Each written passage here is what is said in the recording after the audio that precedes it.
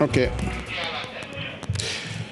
mbokk yi jërëjëf dal leen jàmm ci suñu jotaay le point corona fii ci télévision Futur Média ñu am mbégte di fi dellu siwaat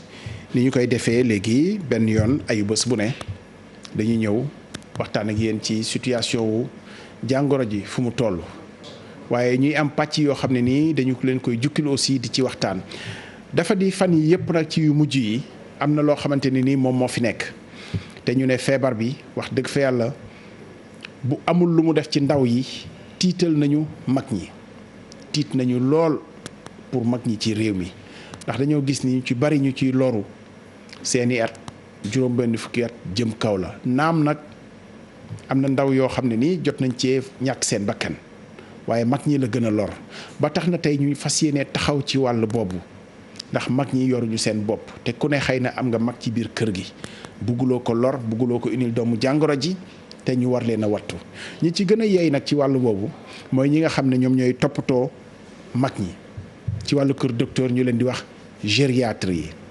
rawatina kii nga xam ne ni moom la ñuy dalal di docteur Seydina Limamoul Mahdi Diagne di gériatre nutritionniste di toppatoo wàllu lu mag ñi sax di lekk ba seen wér-gu-yaram gën a mën a ñoŋ bokk ci IPRES docteur Seydina Diagne ñu ngi lay dalal jàmm bisimilah. ñu ngi lay remercier monsieur Cissé di tamit nuyu ñi ñu seetaan di nuyu tamit mbokk yi la ma bàyyi fële ci IPRES di fas yéene wax ci kàddu ñiy faj mag ñi ñu ñaan yàlla mu dooleel ñu kattan du mën a leeral mbir mi ba mu gën a leer incha allah. jërëjëf tey dañu fas yéene vraiment bokk waxtaan wi ak suñu benn mbokk boo xam ne sénégalais la nekk ci réew moo xam ne kat dafa mel ni àdduna bi yëpp ñu ngi koy bàkk ni ñu koy bàkkee mooy dañoo def ay résultats ci wàllu Covid 19 bi muy réewum Rwanda. dafa di sax réewum Rwanda mooy moom rek mooy nekk réewu Afrique noire boo xam ne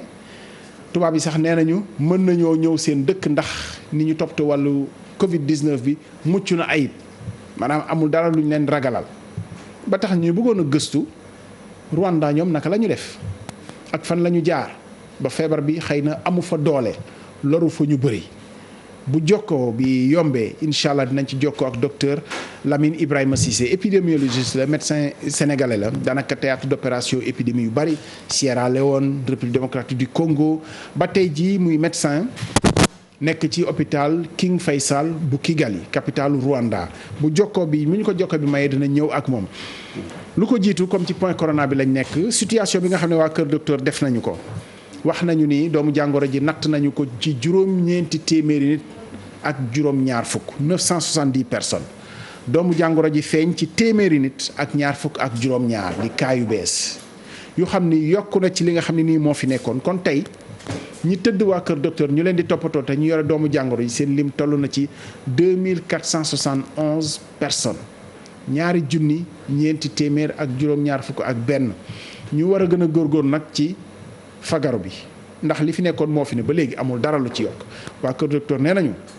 raxas loxo ba mu set boo génnee balaa ngaa def dara raxasu bañ a toxoñu bañ a laal fenn ak say loxo. bu dul loolu ñu wàññi yitte yi donte couvre-feu ak état d'urgence jóge na fi waaye nag waxuñu ni nga la yaabe ku nekk fu la neex dem waxtu mu la neexee ñu wàññi yitte yi ci biti saafonte ba xew yeeg yooyu donte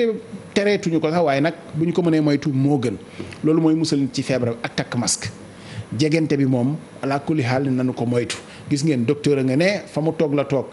1m50 romb nañu ko sax tey wax dëgg fa yàlla distance baa ngi fi suñuy masque nag la ñu yor ndax masque laa yegsee waaye nag jotaay bi mën nañu koo tekki ndax sorante ñu te mayante nañu distance docteur gannaaw bu ñu la dalalee jàmm waaw yéen ñiy liggéey ak mag ñi est-ce que dëggantaan jar nañu am tiitaange ci suñu mag yi nga xam ne moom la ñu yor ci kër gi ak situation feebar bi fi mu toll ñu dem ba ne gis nañu daal ñi muy gën a lor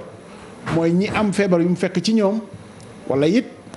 dem ba seen organisme xëy na tey amorti na maanaam ay mag lañu est-ce que jar nañu tiital leen ci fi feebar bi toll.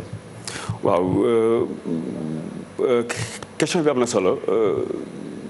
mais damay tàmbali par wax ni jarul ñu leen di tiital parce que tiital tamit baaxul parce que tiital boobu dina tax ba nga xam ni mag bi mën na am jàngoro ba mu tiit bañ a dem faju ji jàngoro ba mu amoon mais mën na ñëw tamit tiit li tax ñu tiit mooy que ni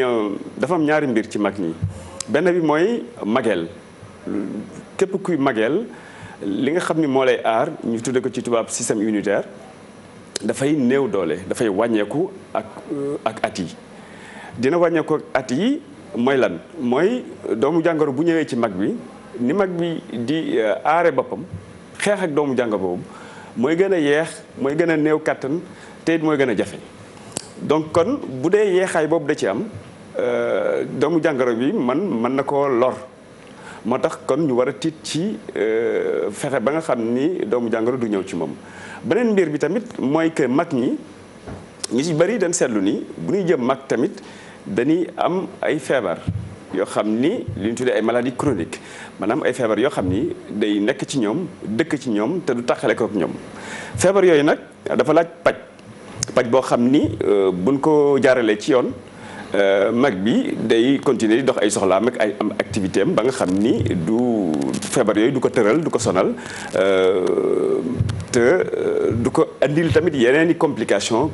yooyu daanaka ay yeneen feebar la yoo xam ne tamit yu garaaw donc bu fekkente ni mag yooyu ñi ngi faju seen maladie chronique tamit ñi ngi respecté tamit li nga xam ni moom lañ tëral ci àdduna bépp fi mu nekk ni mooy moytu bi mooy raxasu sol seen masque bu dee dañuy génne tamit dakkal génn boo xam ne amul solo maanaam génn boo xam ne du farata loolu vraiment mën na leen ci mujj ak tamit xale yi nga xam ne ñooy génn parce que mag ñi ñu si bari génnuñu di dox loo xam ni du farata mais xale yi dëkk ci kër gi wala boog ci kër yi ñoom ñoo gis ni dañ seetlu ni comme feebar bi kat daanaka ñoom bu leen dalee den si génn loolu moo leen ñemeñ loo loolu nag ñun moo ñu ragalloo la fekk xale yi ñeme dañuy ragalloo dañuy tiitloo parce que ñoom dañuy yaakaar ni ñoom woyofaay boo xam ni bu leen feebar bi laalee mën nañ cee loru waaye tamit du ñu bàyyi xel ni ci kër yi mag ña fa nekk ñoom mën nañ leen andil feebar bi donc moo tax ñu war a continuer di tiit waaye bu ñu tiital mag ñi ba ñu bañ a dem. docteur ñu taxaw jéega ci sémantique bi ci communication bi. ba nga xam ne nii kilifa yi parce que feebar bi saalit la indil ñu bari. ba nga xam ne nii dem nañu ba mu mel ni kii gis nañu ni du sonal ndaw yi ñuy développer communication boo xam ne aaju na ci wàll boobu est-ce que loolu du erreur. ci biñ ci waxee pour ne feebar bi finalement garaawul du lor ki nga xam ne nii mu ngi wér gu yaramam am kattanam. waaw loolu man pour man mooy erreur bi parce que booy xool buñ seetloo man boog li ma seetlu mooy bis bu ne même bu amee sax ku génn àdduna dinañ wax ay atam ba pare wax ni dafa amoon ay yeneen feebar. ba pare bu fekkente ndaw la ñu ne ndaw la woon waaye dafa am feebar boo xam ni moo taxoon mu faatu te loolu sax man daanaka ni ma koy xaw a jàppe mooy ñi ngi xawi sutura kooku nga xam ni génn àdduna mooy li ñuy tuddee secret médical donc mën na noo bañ a yegg foofu te it bu fekkente ni mag ñooñu nga xam ni am nan maladie chronique yooyu maanaam feebar yooyu mooy sànq li ma wax bu nu accès wul tamit ci bu nu waxul tasaarewunu njàngale boo xam ni mooy feebar bi nan lay feeñe ci mag ñi boobaa tamit ñëpp dañuy yaakaar ni rek mbir mi yaram bu tàng la sëxët gu maanaam cafka goo xam ni gu wàññeeku wala xet goo xam ni wàññeeku na wala ay mettitu yaram ak yu demee noonu te alors que mag ñu bari loolu du man maa ko wax mais gériatrie maanaam ñiy faj mag ñëpp seetlu noonu ko ci àdduna bi mooy que mag ñu bari du manifesté woo noonu. ñaare bu ñuy commencé di fatt wala di am ay li ñu tuddee détresse respiratoire yi maanaam ñu dem ba nga xam ni seen xëtër yi mënatul leen nooy maanaam nooy bi jafe fekk na ay fan lu juutu loolu commencé woon nañ feebar. feebar boobu mën na manifester woo seulement par sonn tayal wala di dox di daanu wala dox bi jafe wala xel bu jaxasoo fekk xel bi neexoon na mais xel bi jékki-jékki rek jaxasoo. wala boog ñenn ñi ñu am ay signes digestifs maanaam ay mandarga yoo xam ni ci wàllu fi lekk bi jaar la maanaam biir buy daw wala xel buy teey wala wàccu. xeetu signes yooyu yaakaar naa ni communication bi des na ci côté boobu. parce que bu nu insisté woon ci ni mag ñi kat boo leen gisee koo xam ni mi ngi woon ci kër gi jékki-jékki comportement maanaam ni mu doon def am lu si soppeeku wala na mu doon doxale ci kër gi am lu ci wàññeeku ci kattan mën noo xaw a njorto ni kii kat am na lu ko dal léegi bu njortoo ni am na lu ko dal ñu jéem a xool ñu yombal ñu quand même ay test ñu facilité ñu mën a saytu bu baax a baax mag ñooñu comme ça bu fekkente ni diagnostiqué nañ leen maanaam gis nañ feebar bi ci teel ci mag ñooñu du ñu yegg foo xam ni seen yeneen feebar yi dina leen sonal ba nga xam ni dañuy mujjee réanimation te bu ñu mujjee réanimation rek pour yëkkati leen encore day gën a jafe. docteur ñu ngi ñëw léegi dañu dem Kigali mel na ni kii docteur Lamine Cissé mu ngi ak ñun docteur est-ce que yaa ngi ñuy dégg est-ce que docteur Lamine Cissé est là docteur yaa ngi ñuy dégg. waaw docteur yaa ngi ñuy dégg alors on fait comme un peu vraiment ñu ngi lay remercier bu baax ci disponibilité bi ak ci yitte bi parce que xam nañ ni heure de service la ak yooyu. maa ngi fi ci plateau ak sa confrère docteur Seydina Limamoul Mahdi Diagne gériatre nutritionniste nekk ci centre médico-social yu IPRES yi docteur Lamine Cissé yaa ngi foofu ak Kigali dama doon wax ci introduction bi ni Kigali day bokk na ci réew yi mel ni kii daf mel ni réussir nañu gum téye feebar bi ba réewi tugal yi nga xam ne ubbi nañ seen frontière sax ubbil nañu ko Rwanda globalement stratégie Rwanda pour taxawu feebar bi ci yan axe la tegu yow yaa ngi médecin nga à l'hôpital Faysal bu Kigali. King Faysal waaw. voilà Kigali. asalaamaaleykum Abdoulaye. maa ngi nuyu waa GFM. maa ngi nuyu aussi sama confrère docteur Diagne. di nuyu waa Sénégal yëpp. waaw comme ni nga ko waxee tout à l'heure Rwanda moo nekk le premier pays à confiner. à faire un confinement total boo xam ne 22 mars la mais li nga xam ne moo tax Rwanda amul ay cas yu bëri mooy que fii ñoom méthode dure face à la Covid méthode dure mooy lan lépp loo xam ne pandémie bi la ministère de la santé moom moo koy gérer donc am nañ différence ak Sénégal bi nga xam ne dañuy def ay comité fii ay centre fële ñoom lépp c'est géré par le ministère de la santé en collaboration directe avec le président Kagame donc boo gisee ne Rwanda depuis bi ñu ko détecté cas yi muy le 14 mars cas yi muy le 3 décès rek lañ am. docteur il me semble qu'on vous a perdu connexion bi xëy na moo xaw a difficile déggatuñu la bu baax est-ce que yaa ngi fi toujours. alors voilà docteur on vous entend maa ngi lay bàyyi nga développé. ok salaamaaleykum. yaa ngi lay dégg. waaw maa ngi lay dégg bu baax docteur. waaw ma ne boo gisee Rwanda réussir seen gestion Covid c'est parce que quelque part ñoom dañoo teel a def confinement total. parce que le premier cas a été détecté le 14 mars. mais dès le 22 mars. fii Sénégal le 2 mars voilà fii Sénégal le 2 mars. très bien. exact mais boo xool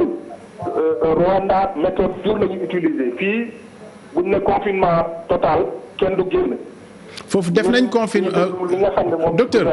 docteur dama bëgg rek ñu comprendre ñi ñu déglu ñu comprendre. c'est bien que ñu koy expliquer foofu confinement total bi nga xam ne def nañ ko. est-ce que yaa ngi en mémoire ci ban date ba ban date la ñu ko def. oui docteur est-ce que yaa ngi ñuy dégg. alors je pense que am nañu une première je pense que am nañu quand même une première explication docteur Lamine Cissé est-ce que yaa ngi ñuy dégg. alors docteur Lamine Cissé est médecin spécialiste des maladies infectieuses à l'hôpital King Faysal bu Kigali au Rwanda moom la ñuy jokkool parce que dañu bëgg mu expliquer ñu Rwanda bi nga xam ne ñu ngi wax ni ñoom réussir nañu seen prise en charge feebar bi ba ay réewi tugal sax ñoo ko wax du ñoom ñoo ko waxal seen bopp ci réewi Afrique yi nga xam ne Union européenne may na leen dans un premier temps pour ñu mën a bu ñu ubbee frontière ñu dem ñeenti réew la Algérie Maroc Tunisie ci Maghreb ak benn pays Afrique noire muy Rwanda loolu moo taxoon ñu bëggoon exemple Rwanda ñoo xam mais def naa ni liñ ci njëkk a jàpp te docteur Lamine Cissé expliqué ko mooy méthode dure loolu wax na ko moom moo ko waxal boppam méthode dure nag dafay ñëw en opposition ak xëy na ak ñun suñu méthode. assouplissement méthode progressive bi ñu demee ak assouplissement je pense que loolu déjà wane na différence d'approche yi nga xam ne nii am na fi yow docteur yaa ngi ñu doon expliquer.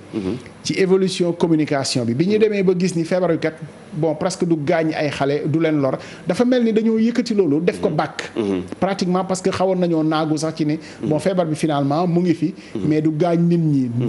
par nit ñi xale yi la ñu gënoon dégg mais loolu nga jàpp ni erreur la woon ci communication parce que finalement mag ñaa ngi fi te feebar mën na leen a lor. waaw parce que en fait ndax bu ñuy xool bu baax. même si bu fekkente ni sax loolu du woon seen sabab du woon pour que ñi ñeme feebar bi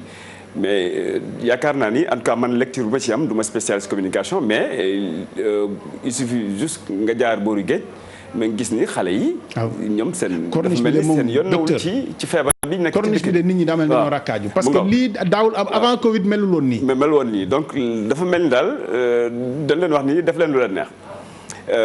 léegi nag est-ce que foofu erreur de communication la mais xam nga feebar bu bees la feebar boo xam ni tamit ñu ñëwee ci dëkk bi ci àdduna bi sax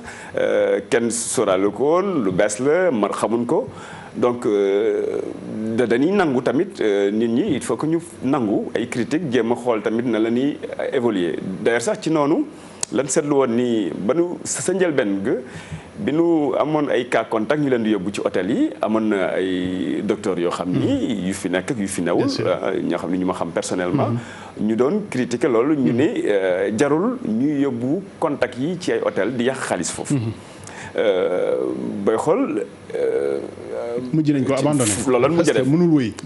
c'est vrai ñun ñi nga xam ne tamit ñi ngi doon faral di wax ni nanu focaliser wu ci mag ñi nanu fexe ba mag ñi ñu tasaare information boo xam ni mooy ñaari information nan la feebar bi di feeñe ci mag ñi information boobu jàllul bu baax maanaam spécificité particularité wu feebar bi signes yi mandarga yi ci mag ñi c'est vrai que dégguñu opération communication wala dem ci wala boog communication bi doyul man moo tax duñu tayyi duñu tayal ñun ñi féete ci mag ñi di fàttali loolu ñi nga xam ni ñoom ñoo nekk ci c'est-à-dire ni muy feeñee ci mag bi bokkul ak li ñuy dégg jusqu'ici te ne feebar bu la jàppee soit soj la lay dukkee yaramu tàng gis nga ko sax pour tester flash bi la température ak soj bi moom ku ne xam na soj na muy manifesté woo du noonu lay manifesté woo ci mag ñun en tout cas cas yi am yu ci gën a bëri yi nga xam ni ay cas avéré la yu jaar ci sunu structure yi nii pour mag ñi bu ñëwee da leen di flash température bi dafa normal bu ñëwee tamit léeg-léeg yeneen mandarga la ni ñëwee buñ gëstoo ba seetaat ba saytu bu baax ci la ñuy gis ni am na lu ñuy orienté ci Covid après ñu gis ni Covid la mais tout ça pour dire que bu nu sukkandikoo rek ci signe maanaam ci mandarga yi xëtër yi maanaam noyyi bi doyul donc faw ñu wax ni mag ñi léeg-léeg du noyyi bi rek mooy jafe am na yeneen yoo xam ni dinañ ñëw léeg-léeg balaa noyyi bi di jafe te defe naa ni bu nu intervenir ci période boobu maanaam balaa noyyi bi de jafe am yeneen signe yeneen mandarga yoo xam ni mooy yi ma wax léegi signe digestif yi maanaam mën na nekk jaare mën na nekk xel bu jaxasoo mën na nekk dox bu jafe maanaam daanu sans explication yooyu ñun ñuy faj mag ñi ñu ngi leen tuddee ay syndrome gériatrique maanaam ay mandarga yoo xam ni boo gisee ci mag bi rek am na dérèglement waaw am na lu xew léegi li xew nag moom la ñuy jéem a xool lan la particularité boobu man ci li ma jàpp ba léegi mooy que communication bi des na ci loolu ba nga xam ni bis bu signes respiratoires yi ñëwee fekk na daanaka sonn nan lof nan te mag aussi comme ni ñu koy faral di wax ci xale yi rek mag bu am feebaru sëqët pour mu xaartandiku sax pour que lor yi génn lu jafe la ci mag ñenn ñi nga xam ni dañu néew doole kattan bi pour nga parce que sëqët génn lor yi loolu il faut nga am kattan il faut que nga muscle yi attan kii ko attan ko nit ki mënu génn ay loram yooyu am na ci mag ñoo xam ne loolu mënuñ ko ba nga xam ni sax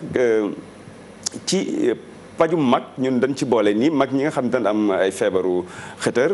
ba am jafe-jafe nooyi da leen defal sax li ñuy tuddee kinésithérapie de drainage bronchique c'est-à-dire kinésithérapie yi jàngal ñiy def ay massage ak yooyu ñooñu da leen di jàngalaat sax nan la ñuy sëxatee nan la ñuy génnee lor yi parce que lor yooyu buñ ko bàyyee ci xëtër yi bokk na ci li leen di fatt bokk na ci li leen di sonn bokk na ci li nga xam ni tamit da leen di tëral te mag déjà bu tëddee rek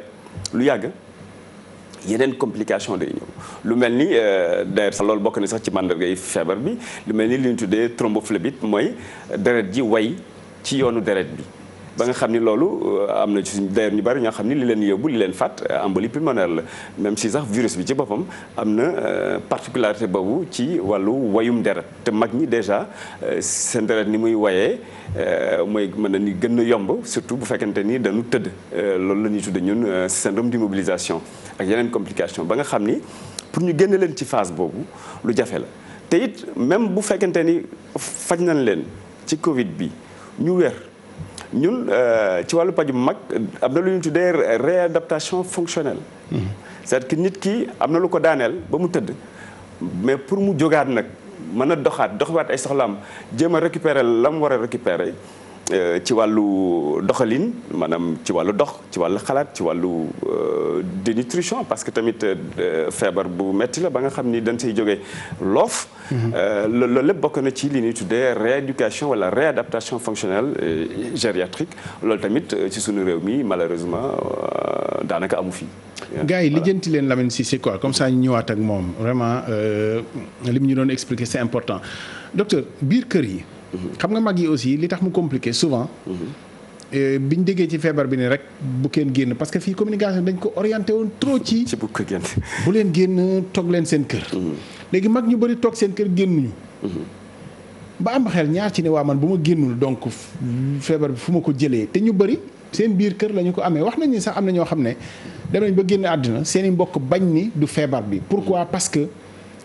génnuñu ñoom ba avant feebar bi sax génnatuñu woon. am na ci ñoo xam ne amatuñu woon kattanu génn.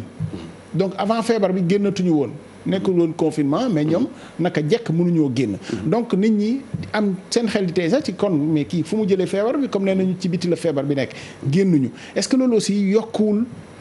kumpa gi nga xam ne moo nekk ci feebar bi par rapport ak mag ñi. waaw loolu mooy li ma wax sànq rek mag ñi même bu génnulee xale yi ñooy génn.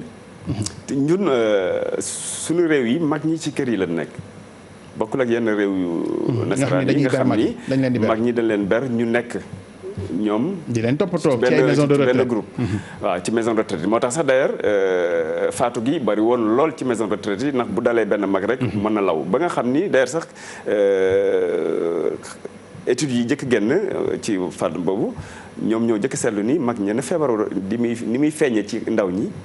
bokkul ak ni muy feeñee ci mag ñi foofu la sukkandikoo ba ni am na ay yeneen mandarga am na yeneen signe yoo xam ni mag ñi moom la ñuy am ba ñaare am na sax ñoo xam ni dañ essayé beneen mbir ñu ne kon ñooñu nekk ci maison de retraite ya nan fa bàyyi ay équipe yoo xam ne fa la ñuy fanaan dëkk fa pendant ñu confiné leen confiné ak ñoom ñu confiné ak ñoom ñu nekk fa ak ñoom fukki fan ak juróom visiteur externe amatul visite kenn dugg fa kenn génnul ba nga xam ni dinañ daan feebar benn nekk ci biir maison de retraite bi gis nañ ni loolu andi na ay résultats yu baax fii nag si sunu dëkk yi mag ñi ci biir kër yi lañ dëkk te muy lu baax tamit mag ñi ci kër yi la ñuy dëkk te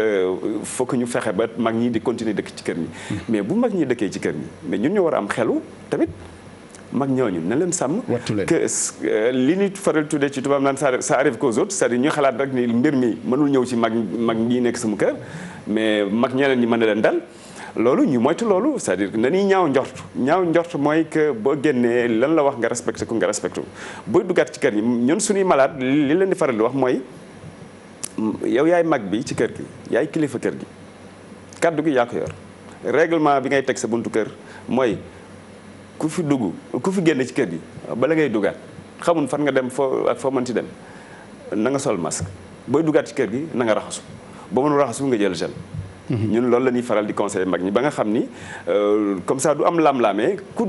génn ci kër gi bala ngay duggaat ak foo mënti dem ak loo mën laal wala boo nee sax laaluma dara wala dem ma fen am règlement boo xam ni da ngay raxasu ñu teg ci buntu kër gi. raxasukaay wala ñu teg ci buntu kër gi gel ba nga xam ni. wala boo duggee daal nga bala ngay dugg nga raxas ñun loolu la ñuy gën a conseiller mag ñi parce que tamit ay même ay jamono sax ñu ngi doon xalaat naan waaw kon baa dun sax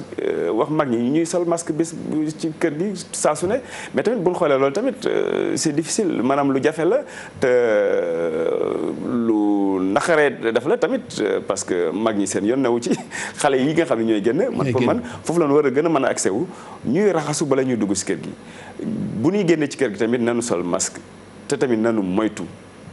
vraiment ku si bëgg daal sa maam wala sa baay wala sa yaay toog parce que loolu la ni ñaan ñun ñëpp mucc nan ni moytu di leen indil ay jàngoro yoo xam ni jàngoro ji mi ngi ci biti loolu daal mooy consigne bi nga xam ne moom la ak tamit ñi nga xam ni génnuñu ragal génn nañuy jokkoo ak seen docteur yi ñun ñaari dañuy joxe numéro téléphone ba nga xam ni am na sama yenn naataango tamit ñoo xam ne dañuy joxe seen numéro téléphone ci yenn mag ñi comme ça ku ci am lu la jaaxal même boobu ñëwul nga yónnee ñu renouveler sa ordonnance wala boog bu dee dafa am lu la jaaxal ñu ni lii kat kii kon mën ngaa ñëw bés sàngam te tamit si sunu centre yi dañuy jéem a respecté nu ko mën a defee tamit distance physique bi maanaam nit ñi duñu tànqaloo naam lan daan recevoir ci ay nit bari na woon lool mais temps yi ñi fréquenté sunu structures yi presse yi gis nañ ni fréquentation bi wàññeeku na mais politique boobu leen di jéem a def mooy que ni ñi ngi leen di faj mais tamit ñi ngi leen di déglu ku ci mën a woote tamit woote ku ci am sa numéro docteur personnellement tamit bul hésiter nga woole parce que tamit yor jàngoro ju yàgg tamit garab yi jeex nga ni jënduma garab yi te tamit dew ma xool ndax garab am na parce que ay garab am na nga dem ñu renouveler la sa ordonnance bu lay joxaat rendez-vous bu jege ñu jox la ordonnance ñu jox la rendez-vous bu jege moo gën nga toog tamit ni du ma génn ragal génn ba nga xam ni beneen loraange mën na ci am sax loo xam ni du Covid bi. docteur xam nga mag yi souvent bu ñëwee hôpital duñ demal seen bopp lañ leen di yóbbu. mais toll nañ fi jamono joo xam ne ñëpp a saalit kenn bëggatul dem hôpital. mag bi bëggul dem mais xëy na mag bi comme buy dem dafay am ku koy yóbbu léeg-léeg accompagné ci seen bopp bëggatu ñoo dem hôpital dinañ ci ñëw léegi. mais ci séquence su vivre avec le virus. est-ce que dégg ngeen ci yéen gériatrie yi ne sóoraale nañ ci mag ñi parce que ñooñu. li ñu war a xalaat mooy ñooñu moom mënuñoo dund ak virus parce que daf leen teel a ëpp doole donc séquence su vivre avec le virus est-ce que sóoraale nañ ci mag ñi. waaw vivre avec le virus boobu ni ko ñu bari déggee moo wuute moo tax d'ailleurs sax jeunes yi fi mu nekk nii ñu génn ci mbedd mi lëmbee. mbedd yi génn def la neex d'ailleurs sax je pense que bu lewul woon couvre-feu bi ñoom dinañ ko foxati mais vivre avec le virus tamit booy xool ci recommandation yi ñu mujjee def dañ ni personnes yi nga xam ne ay contact lan bu fekkente ni mag lan wala ñu am ay yeneen feebar yoo xam ni yoo xam ni mën na leen a woyofal seen yaram seen défense boobaa ñooñu kat ñu gën a bàyyi xel ci ñooñu que ñu gën a bàyyi xel ci ñeneen ñi booy xool léegi sax kenn confiné tu leen da leen di jox ay recommandations ñu moytu mais ñi nga xam ni nag nekk nañ en contact c'est-à-dire positifun mais nekk nañ en contact bu pare am âge yenn yi maanaam nekk mag wala am yenn feebar yoo xam ni mën na leen lor ñooñu nag dañ ni ñooñu ci leen yi gën a amee vigilance mais information boobu ñun dañ ko lire nii rek mais yaakaar naa ni communication bi des na mais li ñuy def nii tey bokk na ci li nga xam ni mooy gën a yokk communication bi ci côté boobu. docteur Lamine Cissé dellusiwaat na Lamine Cissé médecin spécialiste des maladies infectieuses médecin à l'hôpital King Faisal bu Kigali est-ce que yaa ngi doon dégg suñu jotaay ci ñu doon expliquer nag jàppoon nañu ñaar ci nga xam ne moo tax stratégie Rwanda marché. bu ñu nee marché mooy ñoom feebar bi ëpp leen loxo daal ba fi mu toll nii ba gis nga ko yenn réew yi tugal yi sax nee nañu waa Rwanda mën nañoo ñëw ubbil nañ leen seen i frontières. newoon nga ñu méthode forte maanaam confinement total est-ce que nit ñi respecté woon nañu ko parce que Rwanda ay nit lañ Sénégal ay nit lañ fii. li ñu fi doon dégg mooy. mënul nekk foofu naka lañ def ba confinement total boobu marché mën a nekk. boo gisee confinement total bi marché fii Rwanda. ay docteur nous on t'entend pas ñun dégguñu la. waaw yaa ngi may dégg bu baax. salaamaaleykum docteur ñun dégg oui. yéen a ngi may dégg pas. vous m'entendez pas? non docteur je pense que vous n'avez même pas besoin de tenir vos écouteurs ah mën nga ko bàyyi y a pas de problème apparemment yow yaa ngi ñuy dégg voilà on vous entend docteur. d'accord je disais tout à l'heure que boo gisee confinement total bi marché Rwanda c'est parce que population bi aussi moo jàppale. c'est compliqué docteur on vous entend par bribes de mots mais là on nous entend plus essayez encore on va voir. waaw je disais que boo gisee Rwanda réussir seen confinement total. C'est parce que population bi ñoo leen ci jàppale. Et que le gouvernement rwandais dès le début dañoo comprendre que c'était la sensibilisation mooy tax nit ñi toog seen kër. ba tax na comme ni ko docteur Diagne waxee tout à l'heure ñoom seen sensibilisation dañ ko commencé dès le début mais seen langue dañ ko commencé di ko def Kinyarwanda. mais nga xam ne moo nekk seen langue nationale. mais docteur loolu je pense c'est pas la seule parce que fii def nañ fi lu ne sensibilisation moom wax dëgg fa yàlla def nañu ko fii ci làkk bu ne sax def nañu ko. waaw xanaa kay leneen mais li nga xam ne moo manqué mooy respect bi nga xam ne Rwandais yi ñoom ci seen bopp ñoo organisé wu jàppale waa police. loolu nag moom. Sénégal nag mu ngi mooy fàttaliku sax. police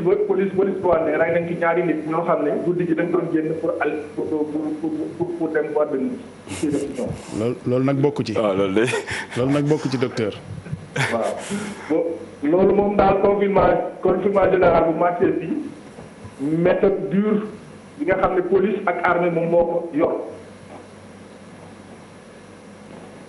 mais alors confinement général boobu ñaata temps la durée ak naka la ko nit ñi mën a supporter parce que. Rwanda oui. dinaa ci yokk ne. li nga xam ne mooy différence bi entre Rwanda ak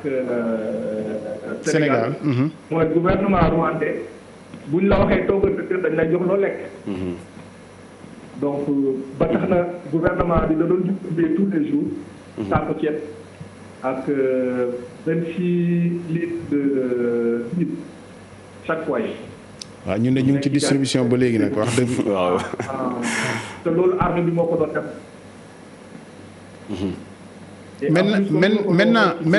maintenant docteur sur le plan prise en charge épidémiologique wax nga ñu aussi beneen différence boo xam ne ci architecture bi la Rwanda ministère bee ko géré amul ay comité amul ay CROUS bu docteur Bousso wala yeneen ak yeneen mais peut-être que suñu système am na ay avantages aussi le fait que ñu am cellule de veille épidémiologique ak yooyu mais foofu lu tax li ñu ko centraliser lu tax mu marché à ton avis.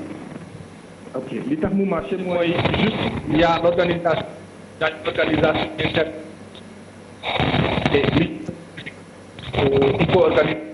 l'organisation départementale par une coordination entre le ministère et le centre nga xam ne moo nekk le Dantec. Docteur je pense que da nga nekk di ñu placer devant le miroir parce que gis nga docteur Diagne. bon duma la def commentateur kii xam nga yi docteur Cissé di wax yëpp. soo ko placer encore en perspective. da ngay gis suñuy lacune. ci méthode forte bi muy wax ñun mënuñu ko woon appliquer peut-être parce que leneen moo xew fii ci biir réew mi. nit ñi yarawuñu doxee seen sago mais kilifa gi aussi peut-être. voilà wanewul doole bi nga xam ne moom la ci waroon wane loolu benn la ñaareel ba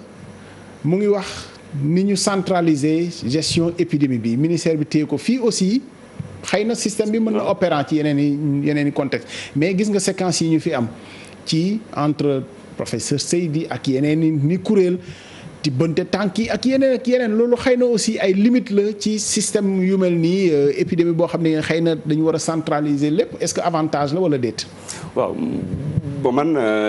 foofu commentaire bi ma fi mën def mooy que tamit fii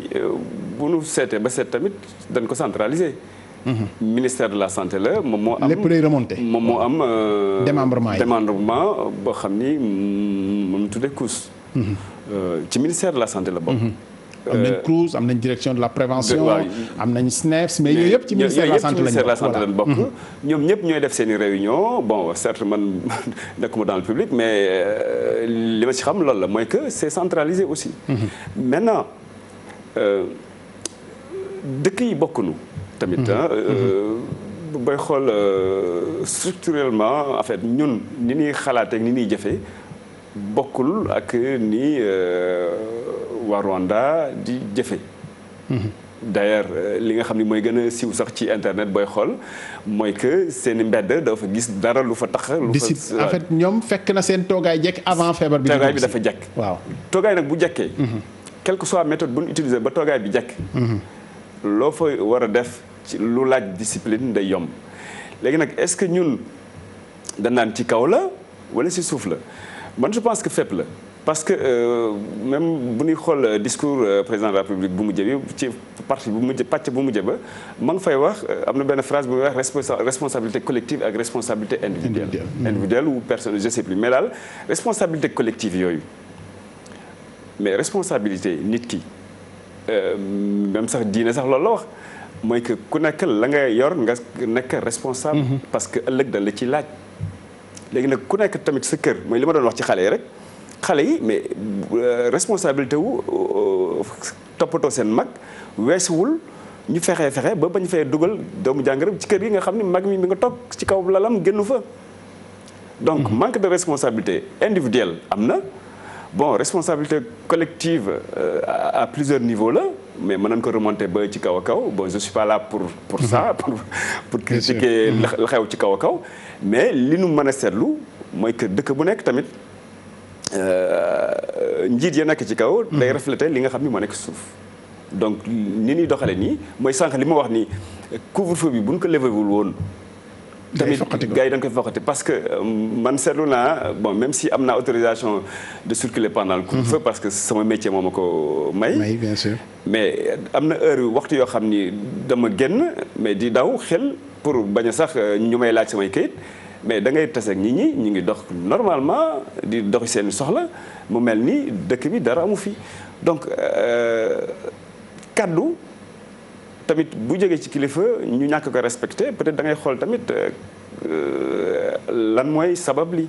et je pense que suñu différence en fait mënuñ comparer man pour man daal mënuñoo comparer Rwanda ak Sénégal même si ñun ñëpp ay africains lañ ñun ñëpp Afrique lañ dëkk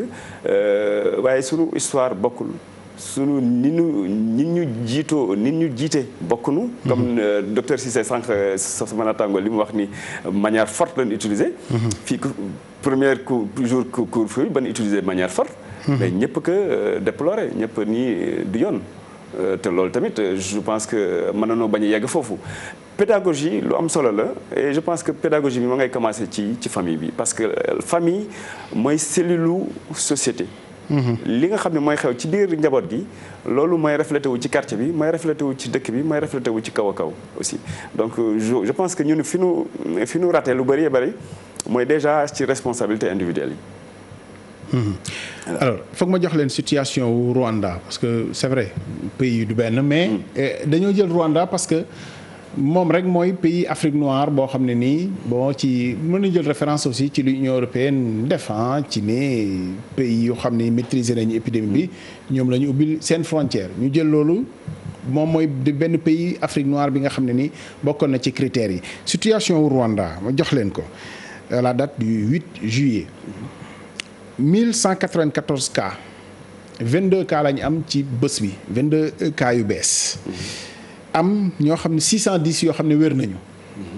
ci hôpitaux yi 581 lañ ci nekk di toppatoo donc ils ont presque un bon ratio comme fii ci guérison yi alors am nañu au total 2644 cas de testés mais ils ont seulement 3 décès voilà à cette date ñu leen di ñaanal tam mu yem foofu ñun nag décès yi xaw na xaabaabal fan yu mujj yi loolu moo indi tiitaange gi njàqare ak cas communautaires yi nga xam ne nag depuis le début ñu ngi wax ni feebar bi dugg na cas communautaires yi def naa loolu moom les autorités l'ont bien expliqué mooy ku ñu xamul foo ko jëlee ak ku ñu xamul koo ko wàll te loolu moo jafee dabu docteur ñu dellu si waat parce que li la fi tax a ñëw mooy mag ñi naka lañ leen di wattoo feebar yi nga xam ne ni moom lañ yaakaar ni moo nekk ci mag ñi ba lii di leen sonal c'est-à-dire ñan ñoo war a gën a bàyyi xel seen bopp parce que mag ñi moom wax dëgg fa yàlla feebar yi bari na ci ñoom loolu moom ñëpp la organisme mu ngi mel ne oto bu màgget oto bu gën a lu mu gën a màgget xëy na gën a sonn voilà mu gën a woyof maintenant lan la ñu war a gën a wattu parce que dañuy dégg naan borom jabet bi borom nangam lan ngeen gis ci ñi war a gën a wattu te ñi ci biir kër yi ak mag yi war ko gën a bàyyi xel. waaw ma ci sama xalaat mooy que mag ñëpp dañ leen war a wattu ndax lu tax mooy la ma jëkk wax ci njëlbeen bi ma ni le fait nit ki di nekk mag rek la koy aar day wàññeeku mooy immunosénescence boobu ma waxoon sànq mooy baisse des défenses même bu mag bi dara jotul mais na mag boobu di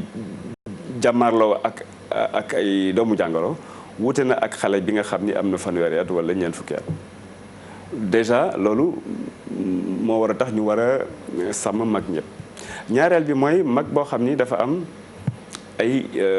maladie chronique maanaam ay feebar yoo xam ni dafa ñëw dëkk ci moom loolu man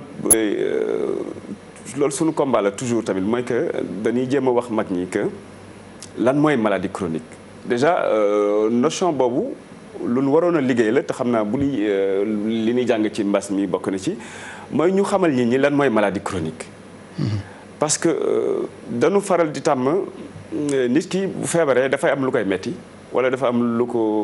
wàññeeku ci moom mu koy gis wala mu am en tout cas daal dina am soppeeku. te alors que nit ki mën na am maladie chronique am mais dara soppeekuwul ci yaramam. parce que mu ngi ko doon traité di ko toppatoo nu mu waree. waaw non am na sax ñoo xam ni traité wuñ seen maladie chronique te dara feeñul si ñoom. d'accord mooy comme li ñuy faral di dégg ci mbedd mi man souvent sama malade yi ñenn ñi dañuy ñëw na man day neneen ma dama am tension ma ne la depuis kañ lan la ko wax ñu ne depuis ñaari at ñetti at juróomi at est-ce que yaa ngi jël garabu tension jëluma garabu tension lu tax dégg naa ni kat garabu tension boo ko jëlee doo ko mën bàyyi faw nga koy jël toujours man que mais loolu mooy maladie chronique c'est que du question du caaginu boo jëlee garab gi doo ko mën bàyyi waaye li tax ñu lay jox garab gi te doo ko bàyyi mooy que dañuy bañ feebar boobu nga xam ni yëgoo dara sa yaram mu indil la yeneen i feebar yoo xam ni ñoo gën a garaaw mu évoluer ba nga xam ni yooyu ñoo lay lor donc loolu mooy maladie chronique maanaam nit ki mën na bañ a yëg dara ci yaramam mais bu ne moom bu ko dara mettiwul du jël benn garab mais kooku am na luy yàqu ci biir yaramam bis bu ne saa su ne te du ci yëg dara mooy rek li ñuy faral di wax ci lu mel ni insuffisance rénale nga xam ni bari na ci dëkk bi aussi mais insuffisance rénale bis buy feeñ ci nit ki fekk na lu juutu loolu lu yàgg roño yi ñi ngi doon yàqu continuer di yàqu rek di yàqu bis bu demee nag ba nga xam ni feeñ na carrément mooy que am na mandarga yoo xam ni mënuñoo delluwaat gannaaw dialyse bi voilà mënuñoo dellu gannaaw te boobu c'est trop tard fekk na nag mënoon nañ prévenir mënoon aar nit ki pour mu bañ a yegg ci insuffisance rénale boobu parce que feebar ba ko doon jox insuffisance rénale luñ mënoon a dalal la luñ mënoon a arrêter progression luñ mënoon a bañ mu compliqué la lu mel ni hypertension tension ak diabète par exemple mën na ñëw andi loolu wala tamit ñenn ñi dañuy toog di naan seen i garab rek ay garab yoo xam ni baaxul ci ay roño par exemple ñu koy naan yëgun dara seen yaram dañuy xëy rek ñu ne leen am ngeen insuffisance rénale loolu tamit am na ci yeneen feebar yi diabète ak yooyu du pour tiital ñu am diabète wala ñu tiital tension mais koo xam ni am nga sa diabète c'est dafa am lu manqué ci sa yaram li manqué sa yaram lan la insuline la loolu moo tax suukar bi ci deret ji di yéeg léegi loolu bu ko nit ki comprendre maanaam ñu xamal ko ni yow da nga am loo xam ni dafa wàññeeku ci sa yaram loolu manqué nag loolu la ñuy mottali mais bu boobaa kooku day dund normalement comme ñëpp bu waxul kenn ni dafa am benn feebar mais kenn du ko xam. et que kooku woyofaayam maanaam fragilité ba doon bañ ci moom mais du ko dal. parce que am na moom ñu ngi am ay matuwaay yoo xam ne mi ngi koy jël ba nga xam ni daanaka day dund normalement comme ñëpp te dara du ko jot donc man je pense que daal bu ñuy gën a jàjjaat mag ñi wala ñi dëkk ak mag ñi parce que ñoom ñoo leen di ànd ak ñoom bu ñuy dem hôpital mooy que ku ci am jàngoro boo xam ni feebar boo xam ni dafa dëkk ci yow maanaam gàncewul comme ni ko sunu benn mag di waxee dafa dëkk ci moom mais kooku faw muy jël ay garab bis bu ne wala boog faw muy dem ñu koy seeti xool ndax la muy jël baax na wala baaxul bu doyal ñu dolli bu ëppee ñu wàññi ko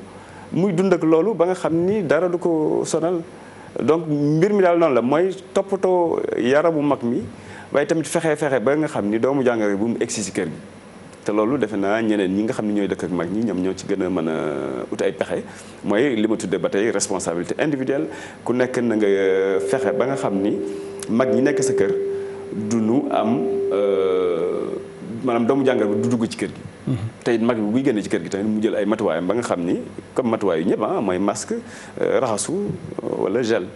docteur ñu dem Kigali dellusiwaat docteur Lamine Cissé est-ce que yaa ngi fi voilà docteur. ok ba léegi ci seeni méthode ci la ñu nekkoon parce que ñun bëggoon nañoo am li ngeen am wax dëgg fa yàlla décès yi ci 3 la toll bu ñu fa tolloon ñun tey bon docteur kii na mais ci lañ ci xam ci liñ ci xam aussi mën nañu koo wax ñoom dañoo opté woon Rwanda ci ay robots humanoïdes yoo xam ne ni ñoo doon def test yi robots yi bu ci nekk mënoon na def test ba 150 personnes te gis nga fii Sénégal problème mu test yi posé woon na ci capacité bi nga xam ne am nañu ko ba léegi yaataluñu ko tàmbali nañ sax doon ko yaatal mais ci ay 1000 autour de 1000 la toll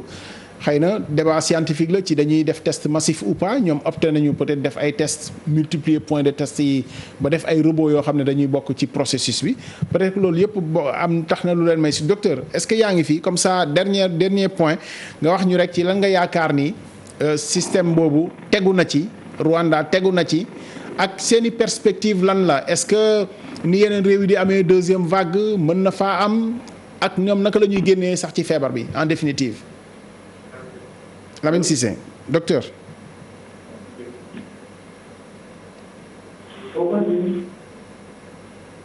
Est-ce qu'il nous entend?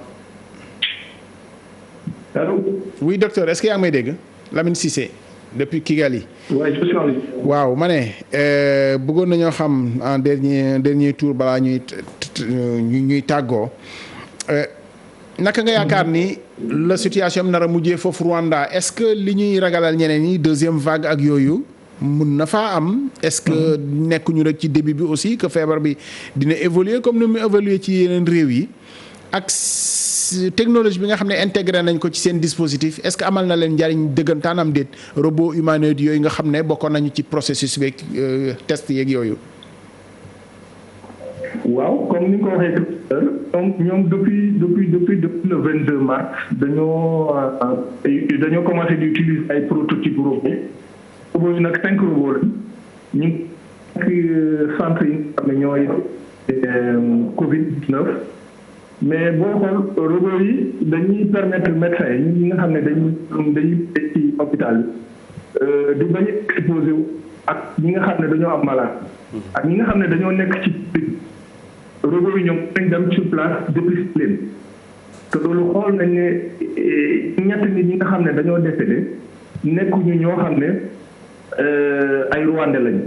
c'est ay étrangers yoo xam ne dañoo jógee seen dëkk dugg Rwanda indi fa maladie bi loolu mais booy seet amul Rwandais boo xam ne 100% gaañu na ci Covid-19 ci daal loolu la bëgg na wax.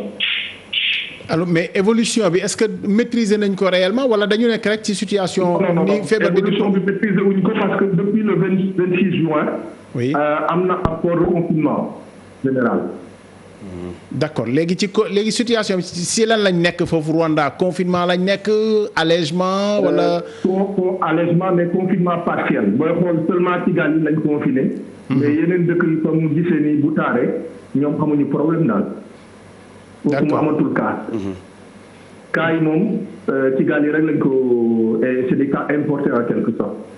docteur c'est pas yow du sa premier poste vraiment à l'international ci def nga yeneen zone épidémique nekkoon nga Kivu en RDC yow yaa opté nekk ci zone yooyu c'est-à-dire gestion épidémie Afrique parce que dañuy souvent mettre en avant le fait que épidémie yu bëri Afrique lay jógee donc tàmm nañ ko mais finalement est-ce que loolu expérience boobu yow lan nga ci capitaliser. li ma ci capital mooy Rwanda boo gisee sax Ebola bi egsi fa comme ni ko docteur Diagne waxee tout à l'heure esprit sain dans un corps sain Rwandais yi si comme ñoom dañoo set parce que Rwanda ñemewoo sax jël ab soir bu tilim jël ko ci mbedd mi boo ko defee police dina la jàpp te da nga fay te boo gisee district bi fii Rwandais si boppam dafa fonk dëkkam Rwandais bu gisee li nga xam ne day gaañ beneen Rwandais du ko def mais bu gisee dëkk bu mel ne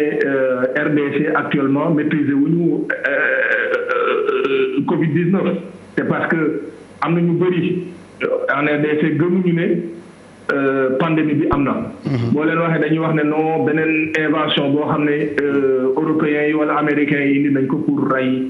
congolais yi daal. loolu la. docteur merci beaucoup. Allô? Merci vraiment pour la disponibilité. Information yi ñu jox c'est très important wane na ni. toogaay bu jekkul rek moo tax xëy na feebar bi gën ñoo sonal parce que gis nga. ñoom perte ñu temps ci tëj ay marché parce que marché yi bu amee it xëy na set na sell na.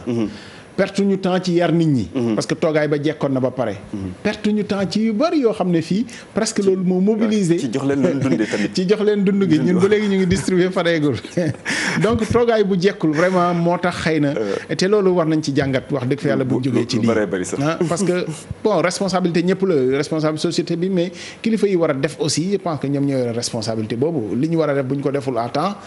xëy na marché yi tey ñu ngi toj Sandaga bu marché bi baaxoon ci ay jamono xëy na du nekk tey di toj di defaraat mais loolu yëpp comme ñu ngi sóobu ci yoon bi xëy na ñoom ci njort bu rafet mais daal li mu wone mooy toogaay bu jekkul loolu donc moo tax feebar bi tey tolloog ñun fi mu tolloog ñun réew tugal yi